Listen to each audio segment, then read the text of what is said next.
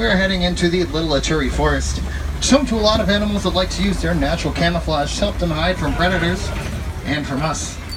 So you're really going to want to look for movement within the bushes here.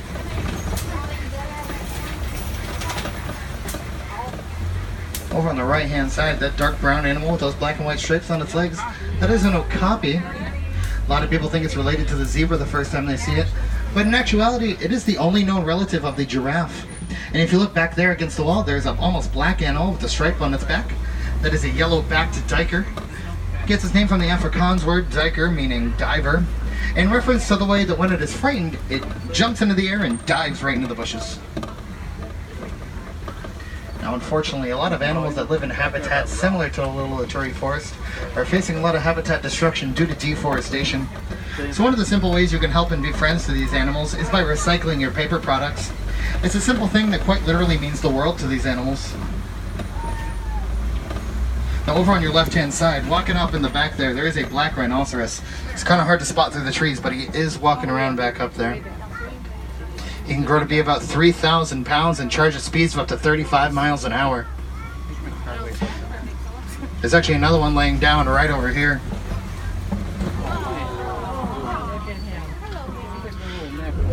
They're pretty solitary during the day. However, at nighttime they do become more social. They use the nighttime for courtship purposes.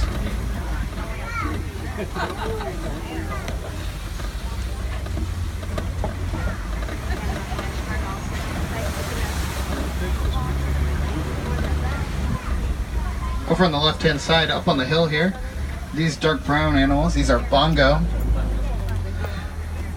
Bongo are also known as the ghosts of the forest due to the fact that they're very rarely seen. They have those horns on their head that go straight back. They evolved to be that way, so that helps them as they're running through the underbrush, provides little to no resistance, and in fact even pushes some of the brushes out of the way. Now we are heading out of the Little Aturi Forest and into the next area of the reserve, known as the Safi River. Safi River is home to one of the largest and one of the most dangerous animals in all of Africa, the Nile hippopotamus. The Nile hippopotamus can grow to be 5,500 pounds and is extremely territorial. They'll spend almost the entire day underwater. They can stay underwater for about 8 minutes at a time before needing to come up for air. They'll come out of the water at nighttime to forage for food, as they are primarily plant eaters. What you're going to want to look for here are their backs and ears sticking up out of the water.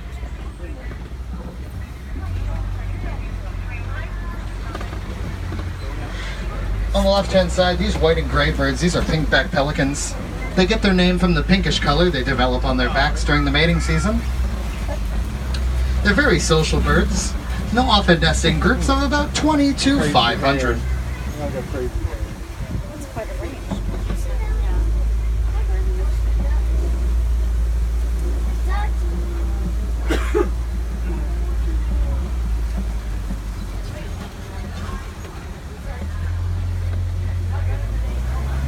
You guys sound so weird. Yes. There's a few of them in the area. A lot of explorers like to come over here in the reserve. Speaking of which, if I have any wilderness explorers aboard my truck today, this is the Simba 1. You're going to need that for your handbook. Over on the left-hand side of the bridge, we have some Nile crocodile. Nile crocodile can grow to be 16 feet long and will often catch prey much larger than themselves, such as zebra or antelope. They are cold-blooded animals, so they'll spend almost their entire day just laying out in the sun. We're heading out of the Safi River now, and on to the next area of the reserve, known as the savannah. The savannah is one of the parts of Africa that we are working extremely hard to help protect, as it is in severe danger due to mining practices.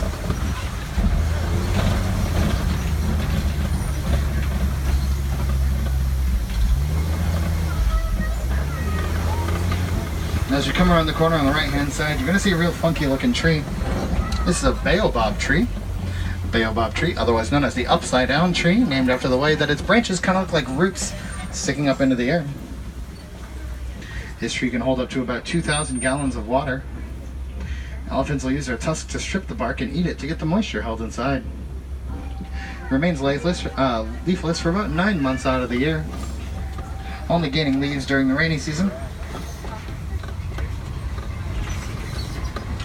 Now as we come around the overlook of the savannah here, it does look like there are quite a large amount of animals here on the savannah. Since there's such a dense population, I'm not always going to be able to stop here so we don't spook the animals.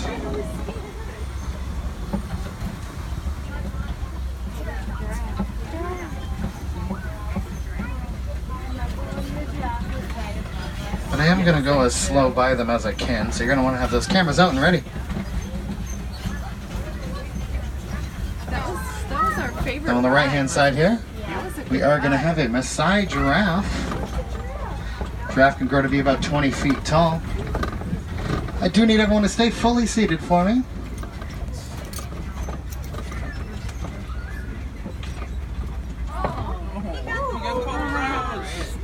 Something spooky. They can stand at about 20 feet tall, fully grown, 6 feet when they're first born. Those massively long necks, something that's quite amazing is that we actually have the same amount of vertebrae in our neck that they do in theirs. Now those spotted coats are all unique, just like our fingerprints.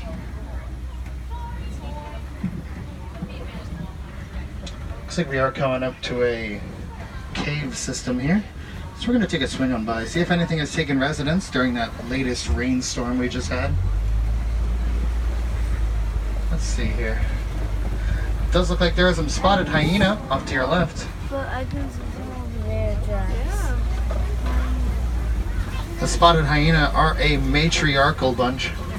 The lowest ranking female is highest than the highest ranking male. A lot of people think of hyenas as scavengers, but they catch most of their own prey. Another common misconception about hyenas is that they're similar to dogs or part of the canid family, but that's simply not true. They have their very own family, Hyenidae. Over on the left-hand side, these are some sable antelope. Those long, sharp horns serve quite a practical purpose, as they aid in deterring larger predators such as lions from jumping on their backs. Now up on the hill on the left, those tan antelope, those are Patterson's eland. They are the largest species of antelope we have on the reserve. Fully grown male Patterson's eland will weigh about 2,000 pounds and stand 6 feet at the shoulder. These are both females, as you can tell by the horns. The horns are much shorter on the females than the males. Now we're going to have some more giraffe on either side, including a much smaller giraffe. Looks like it's quite young over on the right-hand side. Now, unfortunately, with these Maasai giraffes, there are only about 32,000 of them left in the wild. So we're doing everything we can to help preserve them.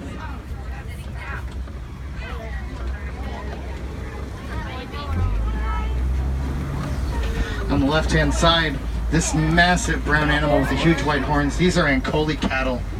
They're otherwise known as Watusi cattle, named after the Watusi tribe that first domesticated them. They're the only domesticated animals we have on the reserve. Those horns can be 5 to 6 feet long, filled with a honeycomb-like structure, and blood vessels. They pump blood up and down the horns to help cool down their bodies. Look at Elise right there. What's a big The Watusi tribe, as I mentioned, the ones that first domesticated them, they actually hold immense value within them. Treat them as a symbol of wealth.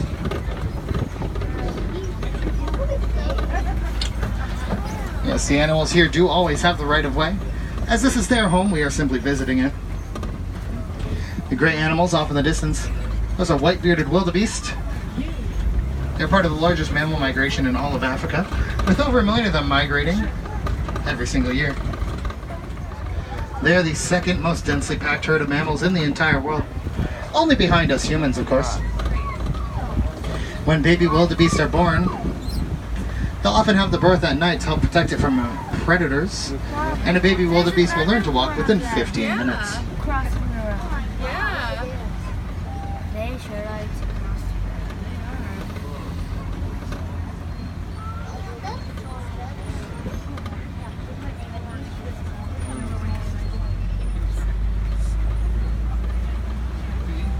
Now back on the topic of those Maasai giraffes we saw back there, their tongues are can grow to be about 20 inches long.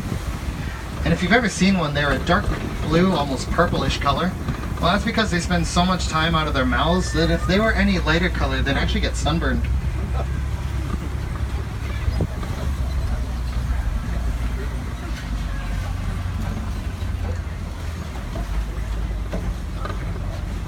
Looks like there's a knockdown tree over here. That does bode well for us seeing some elephants. Elephants will often knock down trees to eat the leaves that are at the top.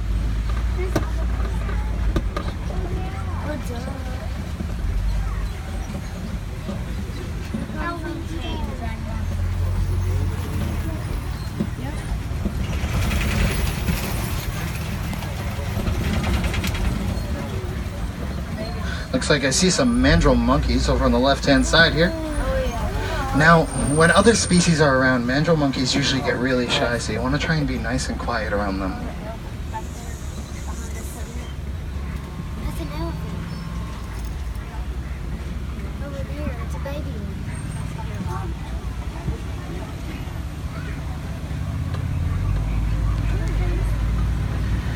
Now, mandrill males have those blue and red markings on their faces. But actually, when they get excited, those colors actually intensify.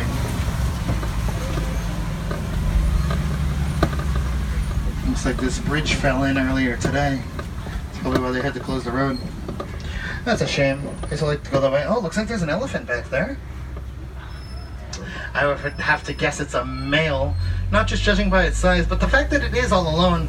As when elephants reach the age of maturity at age 15, male elephants will leave the herd and go off to live by themselves, while the female elephants stay behind, start a family of their own.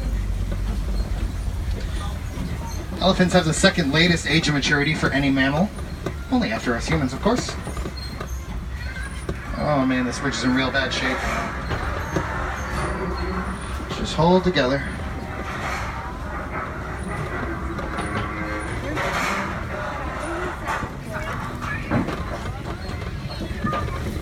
Okay. Woo. Let's get out of here. Thank God. We are heading into some red clay pits now. A lot of elephants will eat red clay. Oh, look at that. There are actually some tusk marks in the clay here. These are tusks to dig out the clay, then they'll eat it. Add some valuable minerals into their diet. Looks like there is some elephants over there, so we're going to try and swing around and see if we can get a better view of them. On the topic of tusks, unfortunately, over 90 elephants a day are poached for their tusks. You might be wondering what you can do to help. Well, one of the simplest things you can do is actually just by speaking with your wallet, and that doesn't necessarily mean donating. I mean simply by refusing to buy items that contain ivory within them. You can send a message to the poachers that it's not something we need anymore. And hopefully we can stop the poaching of these wonderful animals, and they can start to thrive once again. There they are. There's some elephants off to the left there.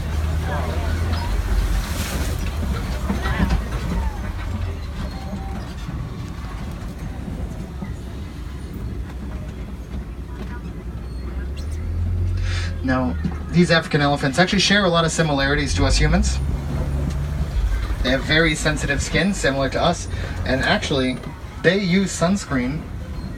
If you've ever seen an elephant pick up dirt and throw it onto their back, that's not to cool themselves down. That's to create a form of sunscreen that coats their back, because their skin is incredibly sensitive. Another similarity we share is that we both give our young curfews. During the day, a young elephant will mingle throughout the herd, as the herd is mostly made out of cousins and aunts. However, at nighttime, baby elephants know that they have to return to their mamas.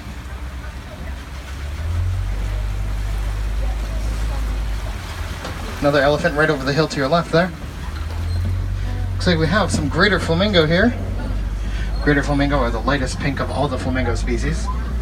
When they're in a big group like this, it's called the flamboyance of flamingo. When they're first hatched, they actually have a grayish color to them.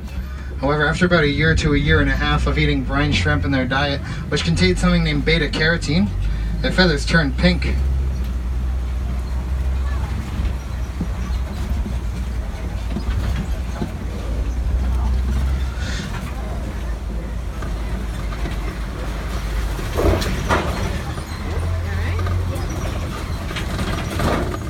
They're crossing over to the eastern side of the savannah here.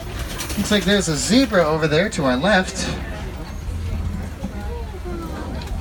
Now when people first see zebra, they always ask me, black with white stripes or white with black stripes? Well, there actually is a way to find out. You actually just look at their noses. Their noses are in fact their base color. These noses are black, meaning that they are black with white stripes. Those stripes actually go all the way down to their skin, not just their fur. And these zebra have a hind kick so powerful they can actually break an attacking lion's jaw. Looks like there's a couple of them up there grazing away.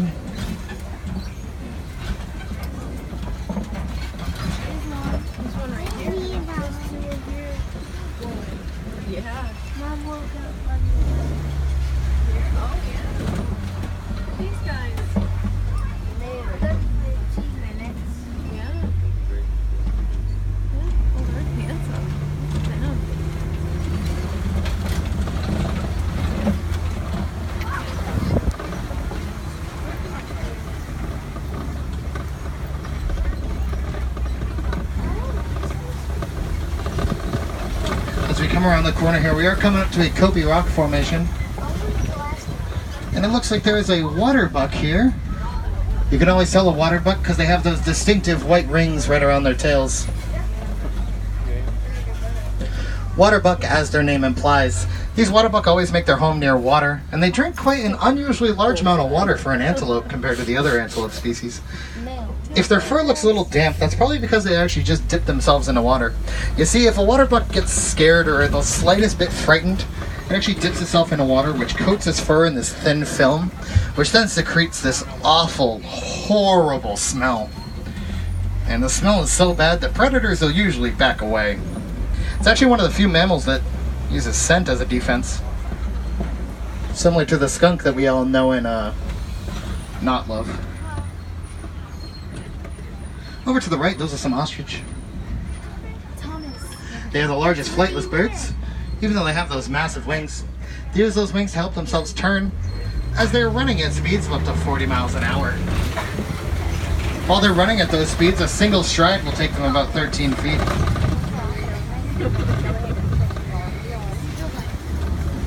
Looks like we have some thunderstorms rolling in, so I'm going to try and drop you guys off back at the warnings post before the storm hits.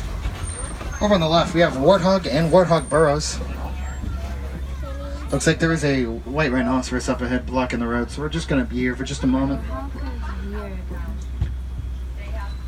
These warthogs are the largest burrowing mammal. They use their sharp tusks and hooves to help dig these burrows into the dirt here. Anytime they go within the burrows, they'll always back into them. That way, if a predator looks inside, the first thing they see are those razor sharp tusks. Warthog. And here's that white rhinoceros over on the right hand side here. You were right. It's much larger than the black rhinoceros we saw earlier. This white rhinoceros can grow to be 5,000 pounds. Unfortunately, both the white and black rhinoceros are poached for their horn, which is actually just made out of keratin, which is exactly what your fingernails are made out of. Now you might be wondering, Sean, why is it called a white rhinoceros? It's clearly not white. Well, that's because it actually got its name from a mistranslation. The locals called it a vite rhino, V-I-T-E, vite meaning wide, in reference to their wide mouths. But when Dutch settlers came through, they thought they were saying white, and, well, the name just stuck.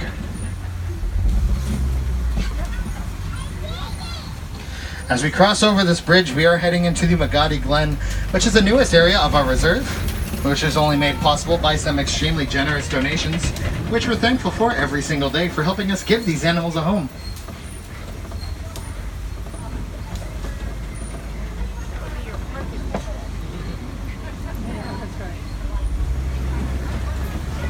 On the right hand side here, these white birds with the black under their wings, these are yellow-billed storks. They have a wingspan of about 5 feet, and when they're first born they only weigh about 2 ounces.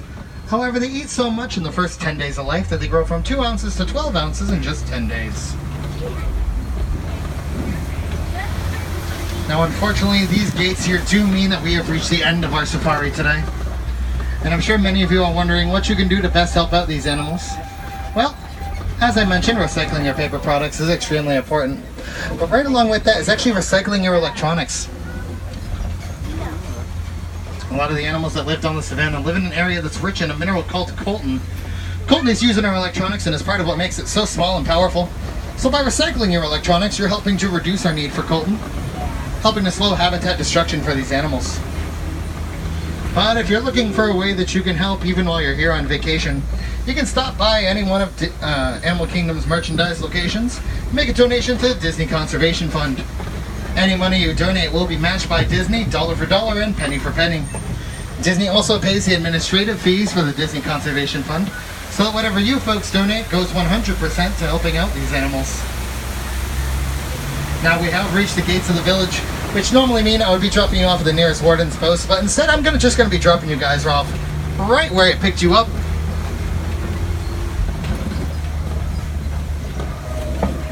While you're here in Harambe today, I do have a recommendation, and it's that you check out the Gorilla Falls Exploration Trail. Has a few animals you didn't get to see today, as well as some you already did. A few animals you didn't see, such as meerkats, naked mole rats, some different birds, some monkeys, and two different troops of gorillas.